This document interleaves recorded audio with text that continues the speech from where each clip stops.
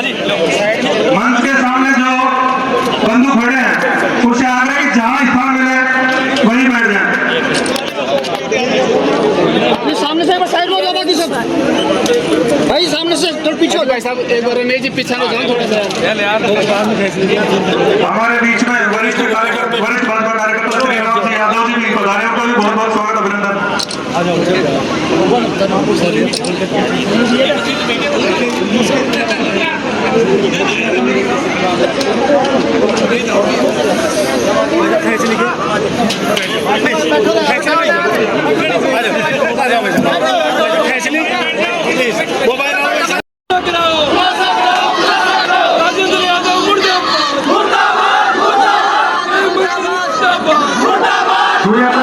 आप सब लोगों को शांति से बिठा दे। निश्चित रूप से किरोड़ी बाबा ने हर अन्याय के खिलाफ आवाज उठाई है। किरोड़ी बाबा आप सब लोगों को न्याय दिलाएंगे। आप जहाँ पर ले गए वहीं बैठ जाए, जहाँ पर ले गए वहीं बैठ जाए, जहाँ पर ले गए। मेरा हाथ जोड़ के निवेदन है कि आप बैठे, आप और टेम्पो को वहीं रोकते। आप सारी माता मेरी बहनों से मेरा अनुरोध है कि आप बैठ जाए और अपनी तकियों को हाथ में लेके बैठ जाए। आपको न्याय दिलाएंगे। ये किरोड़ी बाबा आज को पुतली के अंदर आए हैं। जो राजस्थान में जहाँ भी अन्याय होता है किरोड़ी बाबा वहाँ की धरती पर मौजूद होता है। आपको न्याय को दिलाएगा तो ये किरोड़ी बाबा दिलाएगा। आप निश्चित रहे, मैं आपको विश्वास दिलाता हूँ। आप सब बैठ जाए और मैं पुनः इस मंच का धन्यवाद त्रिलोकलाल जी मीणा का गदा बैठ करके स्वागत करें।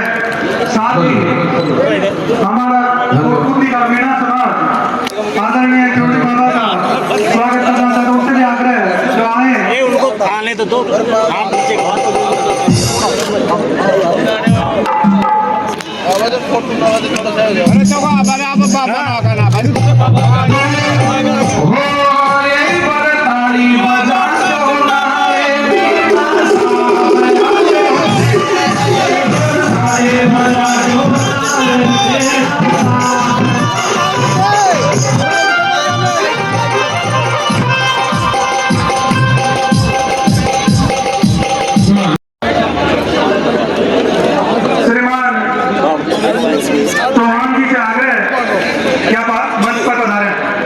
हमारी बहुत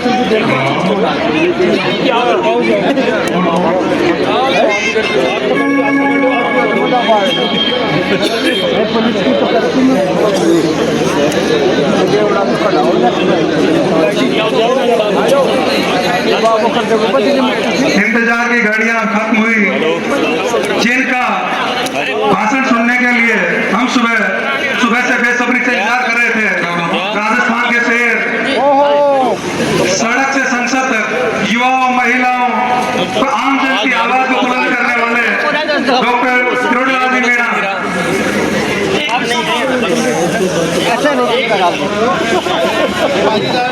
जिनका मीणा समाज कोटपुतली की तरफ से स्वागत को अभिनंदन किया गया।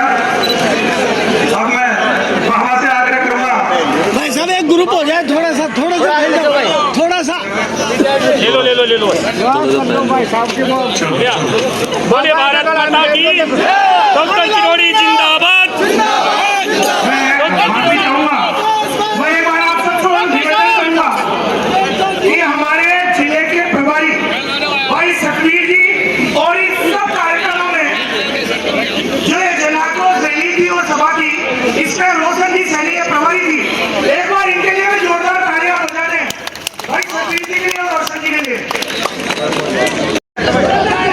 सभापति हमारी पार्टी के जनाध्यक्ष जी और दो प्रथम महिलाएं, जिला प्रमुख हमारे जयपुर की और पर्यटन निगम की सौम्या जी, सम्मानित मंच, उपस्थित सज्जनों, माता बहनों, मीडिया के भाइयों, मैं बहुत दिनों बाद में याद कर रहा था। कोटपुतली से निकलता तो खूब ही, क्योंकि हमको दिल्ली जाना पड़ता है संसद में, और बहुत पहले एक लोकसभा का चुनाव हुआ था। उस समय कोटपुतली दौसा में थी। पार्टी ने मेरे को उम्मीदवार बनाया था। उसके बाद करीब 26-27 साल बाद एक जन सैलाब का दर्शन कोटपुतली में हुआ, जहां मुझे संबोधित करने का सौभाग्य मिला। वो भी जनाक्रोश। मैं करीबन 1 दर्जन सभाएं कर चुका हूं, लेकिन ऐसा जनाक्रोश मेरे को कहीं देखने को नहीं मिला जैसा कोटपुतली में है। मेरे बगल में जो सज्जन रहते थे, मैं उनसे पूछ रहा था क्या चक्कर है। कि चक्कर 2 मिनट। वो कह रहे थे कि दमन बहुत है, यहाँ शोषण बहुत है, यहाँ भेदभाव बहुत है। आप जितना भी बोलोगे वो अखबार में भी नहीं छपेगा।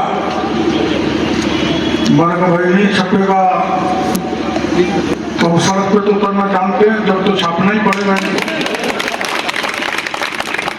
ये जो विकास गरीब कमजोर जाति का, प्रजापत समाज के बच्चे के माँ बाप मेरे को 4-5 दिन पहले जयपुर में मिले थे। कई दिनों से धरने पर बैठे हैं, इसी का आक्रोश है। जनाक्रोश नाम क्यों रखा है वो मैं बता रहा हूं। मैं उनसे मिलने जाऊंगा धरने पर, और इनके जो समाज के अध्यक्ष हैं उनसे मैं निवेदन करूंगा, थानेदार जी जब तक सुन लियो तो कार्रवाई करनी तो कर लो। कोई मंत्री काम नहीं आएगा, कब गाड़ी मोटी हो जाएगी पता नहीं चलेगा।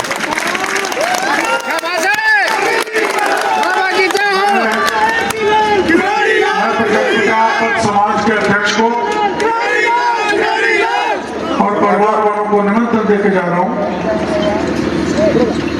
कल मेरे को जाना तो सवाई माधोपुर था, लेकिन उसको कैंसिल करता हूं। आप जयपुर आना और मैं डीजी के पास लेके चलूंगा और इनसे सवाल करेंगे कि आखिर में हत्यारे का पता क्यों नहीं लग रहा। मेरे को यहाँ आने के बाद पता लगा, मेरा भी राजेंद्र जी यादव से मिलना जुलना होता है साथ साथ। आदमी तो भले से ही लगते हैं देखने में, बात करने में, उठने बैठने में, लेकिन यहाँ आने के बाद पता लगा कि एक ही रात में 250 दुकानों को उल्टा कर दिया, इतने शक्तिशाली। मैं पूछ रहा था भानगढ़ बना, आप भानगढ़ बना दिया, आप यहाँ भानगढ़ है, हमारा भांडारेज है। कोटपुतली को भानगढ़ बना दिया, तो आप आखिर में सरकार के पास गए क्यों नहीं? जो कह रहे थे साहब सरकार में सुनवाई नहीं है। बल्कि सरकार में सुनवाई, सरकार की भी आदत है, सब सीधी उंगली घी नहीं निकले तो उंगली टेढ़ी करनी पड़ती है जब घी निकलता है। तो मेरे को इस बात का दुख है कि संकट की उस घड़ी में जब बाजार टूटा था, आपने मेरे को नहीं बुलाया। बुला लिया होता तो ईंट का जवाब पत्थर से देकर बताते।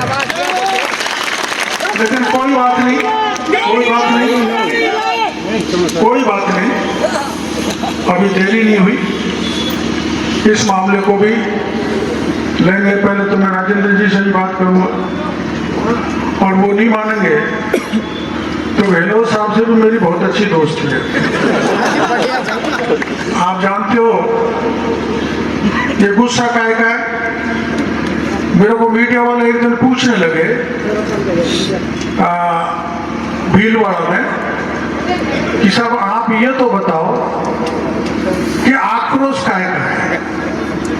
मैंने कहा आक्रोश इस बात का है, मेरे इलाके में चाकसू में मेरे इलाके की एक औरत की ससुराल थी।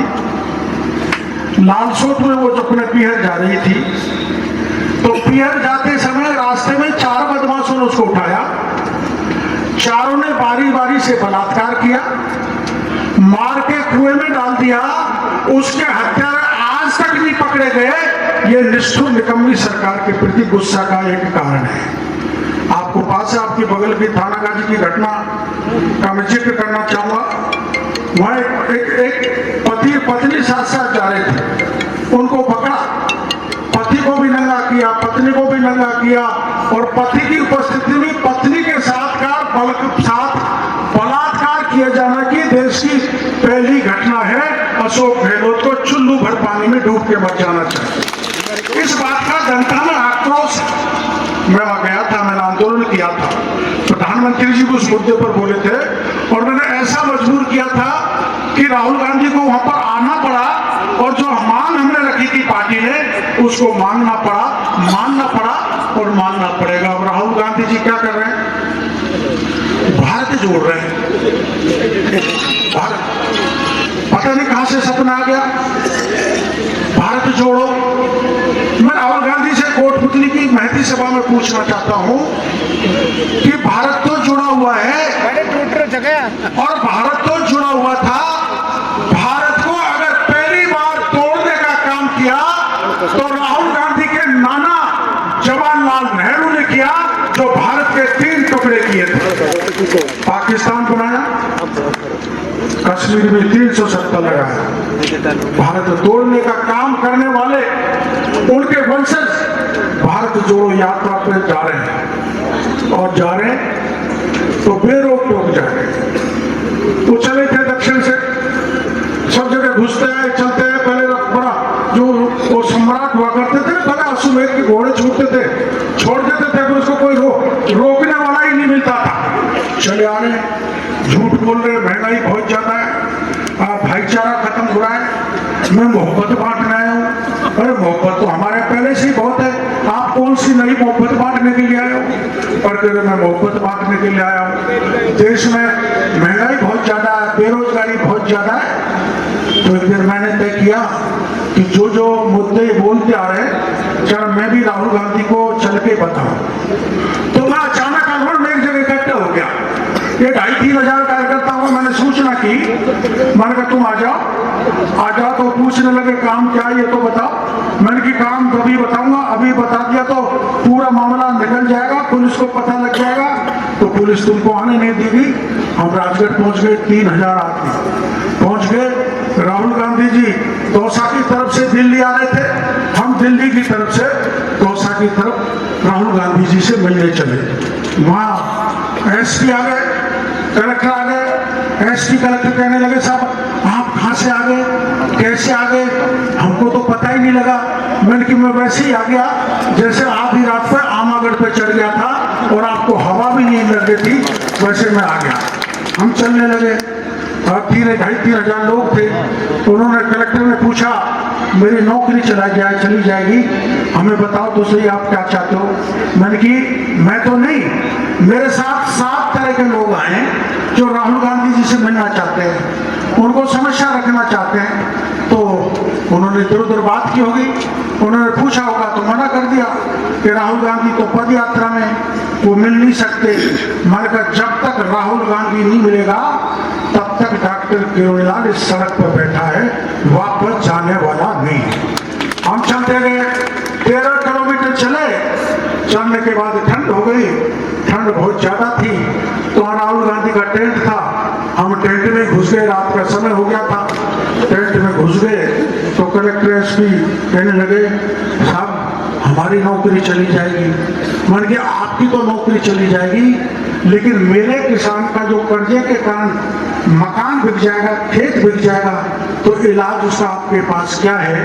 अंत में रात भर हम टेंट में रहे और सुबह सरकार ने घुटने टेक दिए और यह तय कर लिया कि आपके 7 लोग राहुल गांधी से मिले। और सरकार कैसी चल रही है?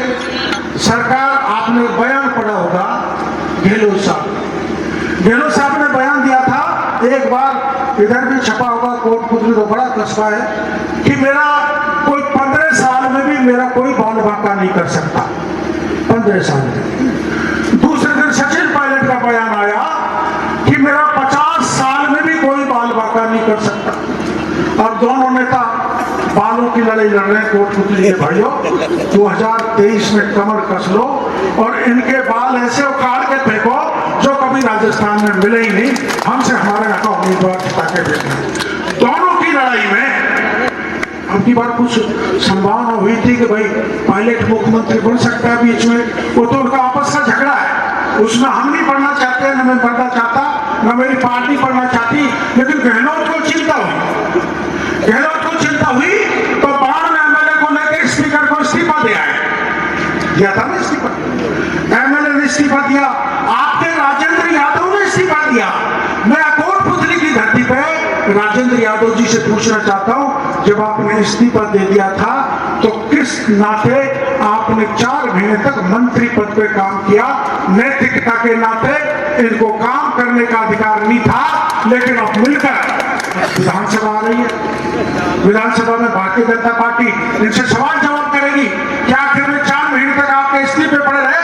आपने किस हैसियत से एमएलए का काम किया, मंत्री का काम किया, कैसे ट्रांसफर की, कैसे पोस्टिंग की, कैसे धान चलाई, कैसे कानून की स्थिति को बिगाड़ा? इसका जवाब दो। इनके पास कोई जवाब नहीं है, इसलिए चुपचाप जा रहे हैं, अपनी इस्तीफा ला रहे हैं, क्योंकि भारतीय जनता पार्टी इनके साथ विधानसभा में सवाल जवाब करेगी। इन दो की लड़ाई में, पायलट और गहलोत की लड़ाई में राजस्थान की जनता पिस रही है।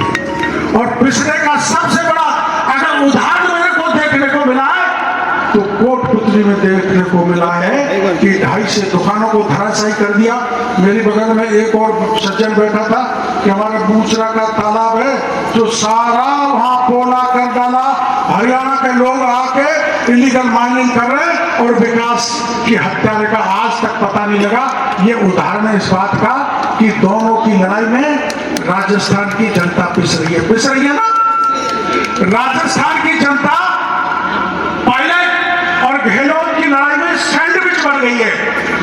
2 चाकन के बीच में जिंदा बचे न कोई। ये 2 चाक है पायलट और गहलोत नाम के, जो राजस्थान की जनता को पीसने में लगे हैं। और सबसे ज्यादा पिसने का उदाहरण मेरे को कोटपुतली में मिला है। कोटपुतली के भाइयों, आप कमर कस के तैयार हो जाओ।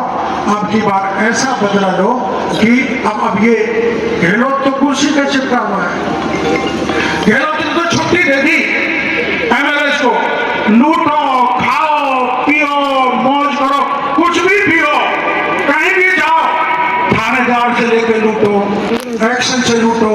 कल आपने बहरोड की घटना देखी है, मोदी जी कैसे नहीं आए कि डॉक्टर साहब आप भी मेरी तरफ से भाषण दिया ना, मेरा मूड खराब हो रहा है, मेरा मन किया कि उस डिप्टी को ऐसा सबक सिखाता जो याद रखता। मैंने कि महंत जी आपने मेरे को याद नहीं किया, वरना अपन दोनों मिलकर सबक सिखा देते, तो वो आ नहीं पाए।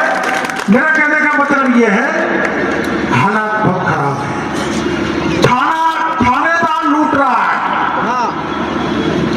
थाना बिक रहा है, बिजली वाले लूट रहे हैं, एसडीएम लूट रहा है, भू माफिया लूट रहे हैं, और नकल माफियाओं ने तो हदी कर दी। अब तक 16 परीक्षा, 16 की 16 परीक्षा का पेपर लीक हो गया। 10 परीक्षा को रद्द करना पड़ा। एक परीक्षा में भारतीय जनता पार्टी ने बड़ा आंदोलन किया, सिविल लाइन पर हमारी पूरी पार्टी गई और हमने सीबीआई जांच की मांग की कि सारी परीक्षाएं के पेपर लीक हो रहे हैं, गहलोत साहब सीबीआई की जांच कराओ। लेकिन आपको पता है, आपने अखबारों में पढ़ा होगा, मैंने बताया था पेपर कहां से छपा, कहां लीक हुआ, कहां राजीव गांधी स्टडी सर्किल है, कहां शिक्षा संकुल है, वहां के माध्यमिक शिक्षा बोर्ड के अध्यक्ष ने पेपर को लीक किया। पूरे प्रमाण देने के बाद गहलोत सरकार ने राजीव गांधी स्टडी सर्किल के 4 आदमियों को गिरफ्तार किया, टीपी जारोली को बर्खास्त कर दिया। लेकिन टीपी जारोली ने जब यह बयान दिया कि पेपर लीक में केवल मैं अकेला नहीं हूं, इसमें बड़े बड़े नेता हैं, उनकी चोटी पकड़ो, मेरे बर्खास्त करने से काम नहीं चलेगा, तो हमने सीबीआई की मांग की थी। गहलोत साहब ने सीबीआई की मांग नहीं की और उस टीपी जारोली को आज तक पुलिस ने नहीं पकड़ा, बल्कि उनको क्लीन चिट दे दी। लेकिन मैं आपको कहकर जाना चाहता हूं, इस देश का प्रधानमंत्री नरेंद्र मोदी भ्रष्टाचार को बर्दाश्त नहीं करता है। नरेंद्र मोदी की ईडी आ रही है, जिन जिन ने खाया है भूखा खाया हुआ नाक से निकलवाएगी ईडी। इस बात का आश्वासन मैं आप भाइयों को देना चाहता हूं। भारी भ्रष्टाचार, 16 पेपर के 16 पेपर लीक हो गए। अब ये बात सीनियर टीचर्स का पेपर लीक हुआ है। मैंने कहा आरपीएससी ने लीक किया, आरपीएससी के चेयरमैन का बयान आया नहीं। मैं भले आप या कोटपुतली में कहना चाह रहा हूं, अगर ईमानदारी से इसकी जांच कराए तो आरपीएससी निकलेगी। हर पेपर को आरपीएससी लीक कर रही है। थानेदार का पेपर लीक, सिपाही का पेपर लीक, लेक्चरर का पेपर लीक, आरएस का पेपर लीक, और ये पेपर सीनियर टीचर का लीक हो गया। जो मैंने नाम बताए थे, सुरेश ढाका और भूपेंद्र, उसको समय दे दिया सरकार ने पार करने के लिए, वो नेपाल चले गए। मैंने कहा डीजी को कौन कहता, डीजी साहब सुन लो, जिस अधिगम कोचिंग, जिस जयपुर में जिस अधिगम कोचिंग से पेपर लीक हुआ, कल डॉक्टर किरोड़ीलाल उस कोचिंग पे बुलडोजर लेके जाएगा और उसको तोड़ेगा। ये मैंने कल चेतावनी दी थी। आपके वीडियो में मोबाइल मारा होगा। मेरी इस धमकी के बाद आज उस कोचिंग इंस्टीट्यूट को सरकार तोड़ रही है। यह हम बर्दाश्त किसी भी तरह से नहीं कर सकते। योगी आदित्यनाथ जैसा बुलडोजर ठहर जाओ, लाल ठहर जाओ थोड़ी देर। राजस्थान में गहलोत का बुलडोजर भूमाफिया पर नहीं चलता, नगर ग्रोह पे नहीं चलता, शराब माफिया पे नहीं चलता। बुलडोजर कहां चलता है? आपने देखा होगा राजगढ़ में 300 साल पुराना शिव मंदिर को तोड़ने का काम किया तो गहलोत की सरकार ने किया। ये गहलोत सरकार हिंदू विरोधी है, इसको तुष्टि करनी चाहिए। यह अंत आपने देख लिया। राहुल गांधी कहता है कि पूरे देश में तनाव का माहौल है। तनाव का माहौल कहां चालू हुआ आपको पता है? सबसे पहले देश में अगर सर तन से जुदा किया है तो कन्हैयालाल टेलर का उदयपुर में किया है, और वही नारा लगा था सर तन से जुदा, और वो पूरी दुनिया में पहुंच गया। भीलवाड़ा में सांप्रदायिक दंगे हुए, करौली में हुए, जयपुर में हुए, और ये सरकार नाकाम रही। इसलिए जो हमारा 7 लोगों का प्रतिनिधिमंडल राहुल गांधी की तरफ जाके मिलना चाहता था, हम बड़े तो 7 लोग तय हुए थे। उन 7 लोगों में किसान था।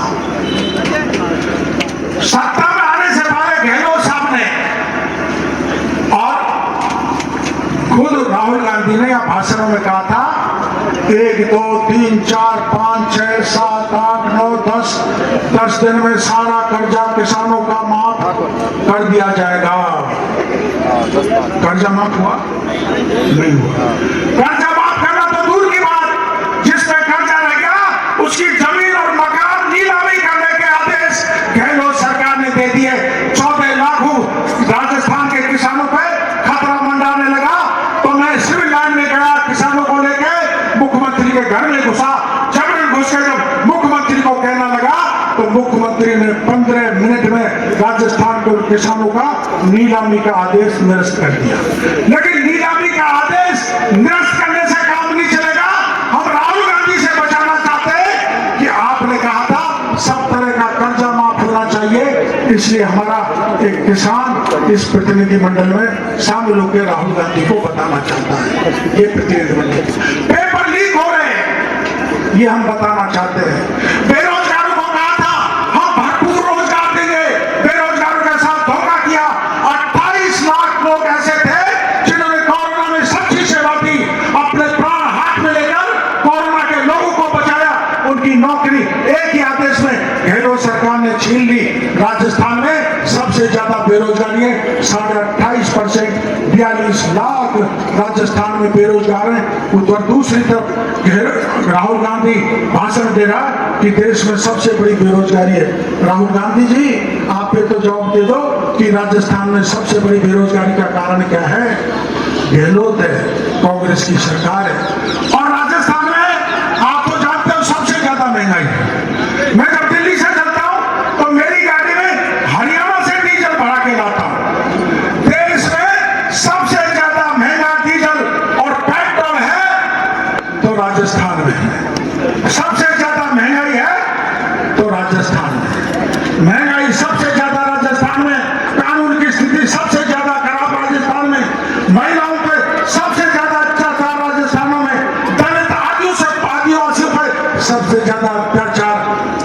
राजस्थान में। और थानों की क्या हालत है?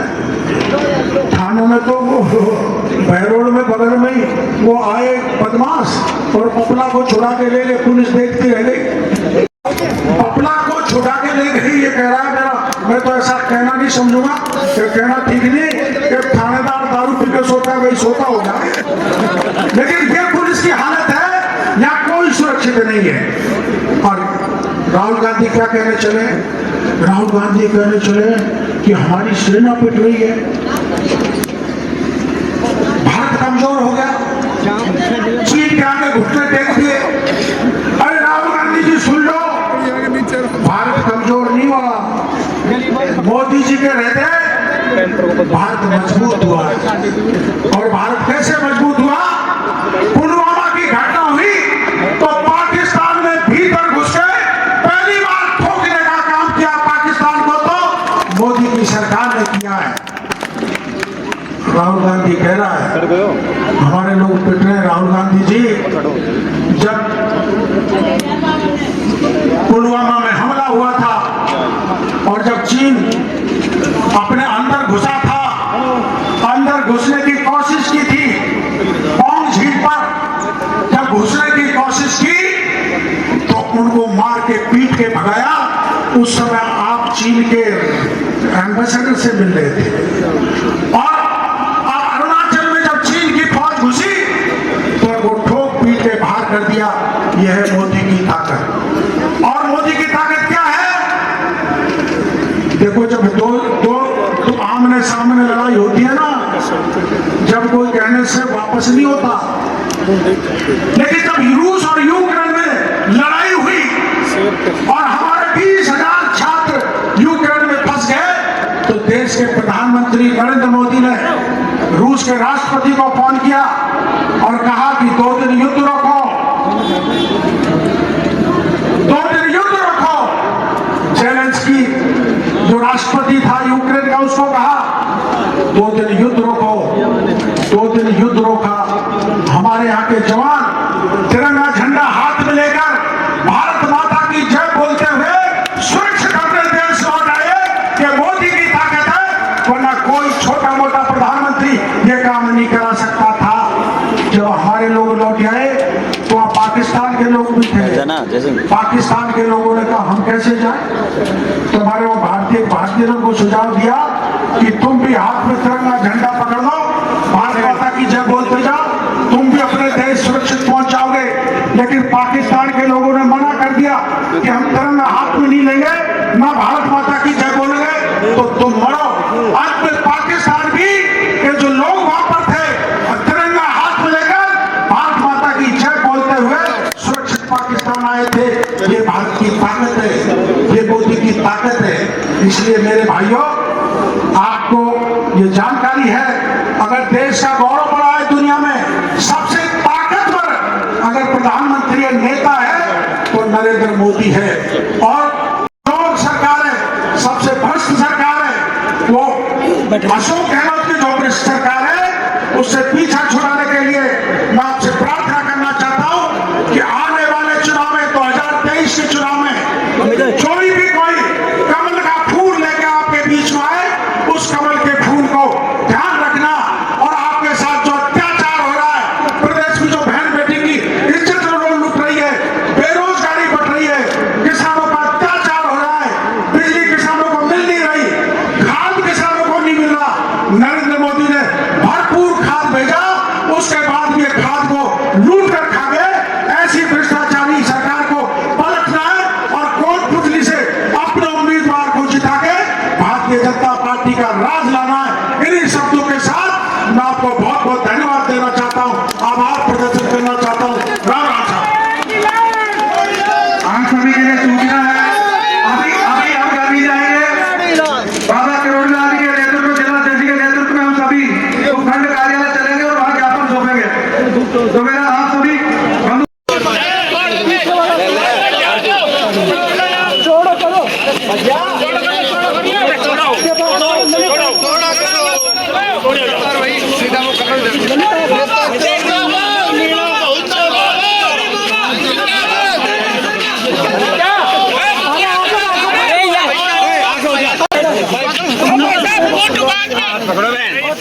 किरोड़ी बाबा, किरोड़ी बाबा। अरे सीताराम मुनीष बस आगे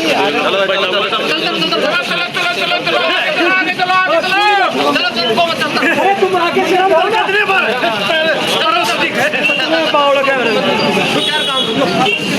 चलते रहो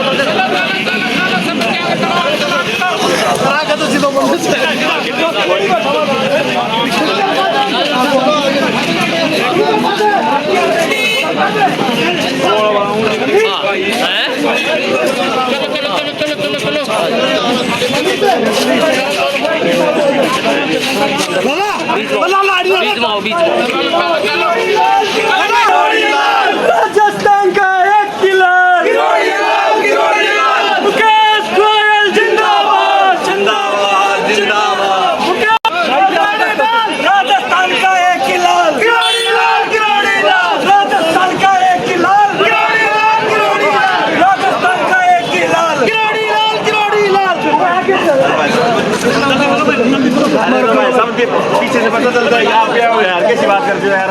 चलते यार, हाथों नहीं यार, आप सबके बात हो यार।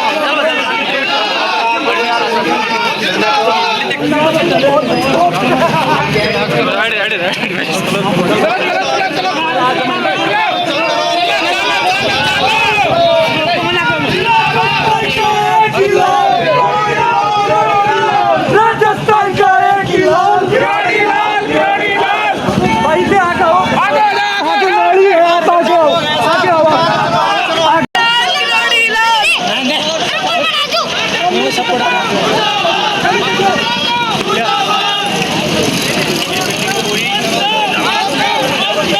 छोटी भाई सबसे पहले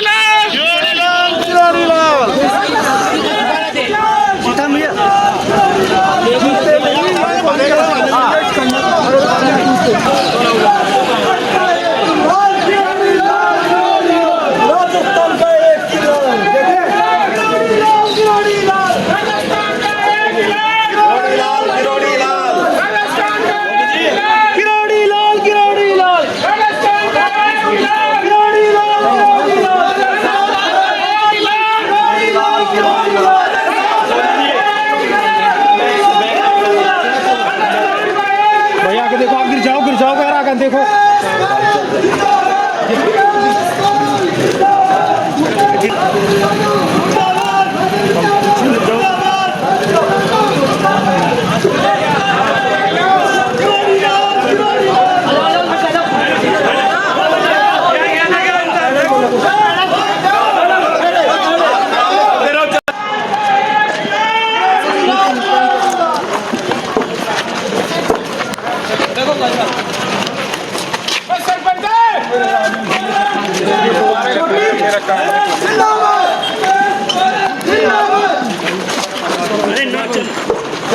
मुकेश गोयल जिंदाबाद गिरोड़ी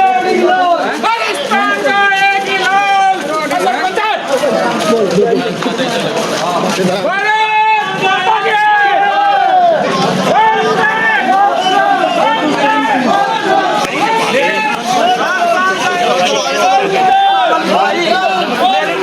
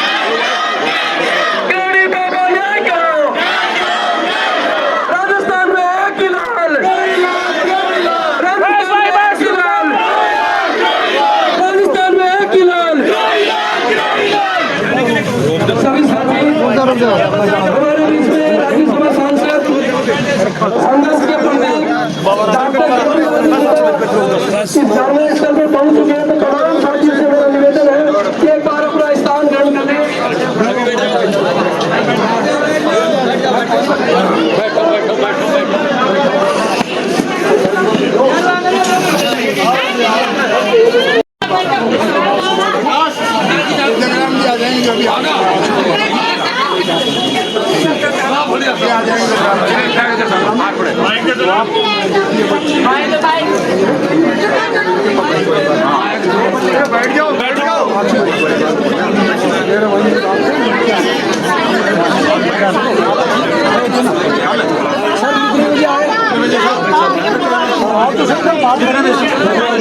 बाबा न्याय कराने आए हैं।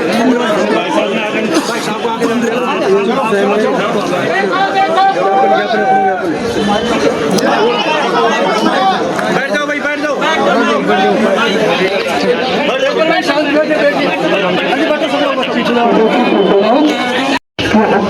इसको लेकर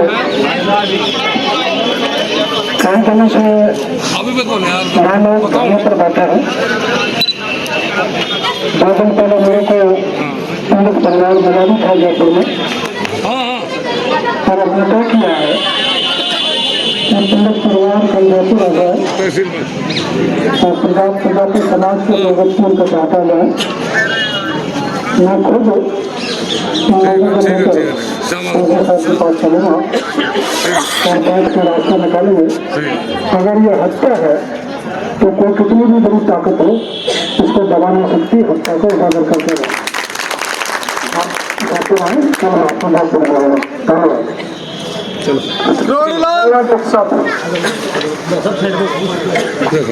माइक लो माइक।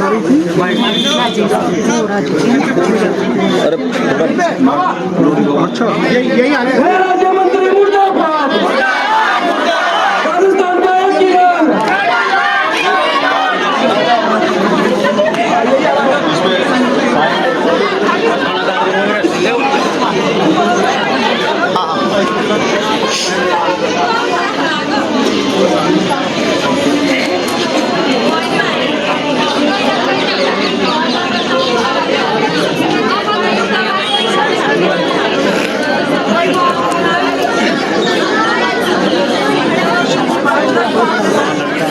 थोड़ा थोड़ा पीछे हो जाए, सभी पीछे हो जाओ।